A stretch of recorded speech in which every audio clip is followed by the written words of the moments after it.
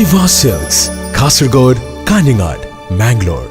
IDBI ബാങ്കിനെ സാമ്പത്തിക പ്രതിസന്ധിയിൽ നിന്നും രക്ഷിക്കാനായി കേന്ദ്രം LICയെ പ്രതിസന്ധിയിലാക്കിയെന്ന ആരോപണവുമായി കോൺഗ്രസിന്റെ മുതിർന്ന നേതാവും പാർട്ടി വക്താവുമായ അജയ് മാക്കാനാണ് LIC പോളിസി ഹോൾഡർമാർ നിക്ഷേപിച്ച തുക കേന്ദ്രം ഉപയോഗിച്ചതായുള്ള ആരോപണവുമായി രംഗത്തെത്തിയത്.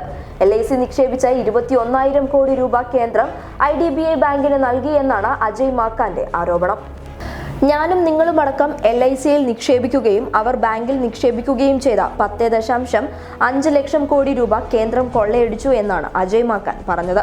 ഇന്ത്യൻ സമ്പദ് വ്യവസ്ഥയെക്കുറിച്ചുള്ള RBI ഹാൻഡ്ബുക്കിൽ ചില വെളിപ്പെടുത്തൽ ഉണ്ട് എന്നും അദ്ദേഹം കൂട്ടിച്ചേർത്തു. 1956 മുതൽ 2014 വരെ LICയുടെ പൊതുമേഖലയിലെ മൊത്തം നിക്ഷേപം 11.94 ലക്ഷം കോടി രൂപയാണ്. എന്നാൽ 2015 മുതൽ 2019 വരെ ഇത് 22.64 ലക്ഷം കോടിയായി. അതായത് ഇരട്ടിയോ 10.7 ലക്ഷം കോടി രൂപയുടെയോ വർധനവാണ് ഇതിൽ ഉണ്ടായിട്ടുള്ളത് എന്നും അജയ് മാക്കാൻ പറഞ്ഞു.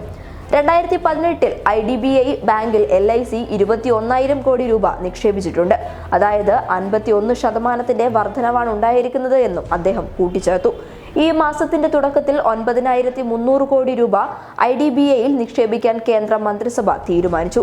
ഇതിൽ 4,743 കോടി രൂപ LICയിൽ നിന്നുള്ളതാണ് എന്നും അദ്ദേഹം പറഞ്ഞു. BJPയുടെ സാമ്പത്തിക മേഖല കൈകാര്യം ചെയ്യുന്നതിൽ BJP വളരെ പിറകിലാണ് എന്നും അദ്ദേഹം ആരോപിക്കുന്നുണ്ട്. സാമ്പത്തിക മേഖല കൈകാര്യം ചെയ്യുന്നതിൽ BJP വളരെ പിറകിലാണ് എന്നും അദ്ദേഹം ആരോപിക്കുന്നുണ്ട്. News desk public Kerala.